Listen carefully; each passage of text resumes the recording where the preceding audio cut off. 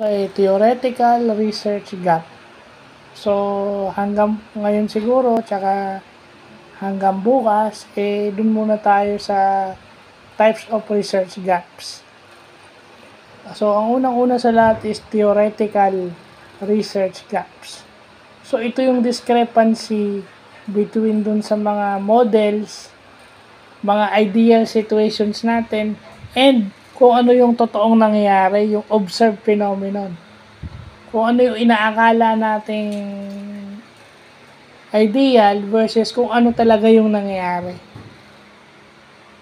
Di ba? So, yan yung sinasabi nila na ang yung lack of understanding nung event, it's because walang further research or hindi pa nagkakaroon ng or need nang magkaroon ng further research or ng research regarding that matter. So yun, butit na ano ng Instagram na ano ng Facebook yung theoretical research gap na yan o yung types of research gaps. Diyan muna tayo ngayon. So yun lang po.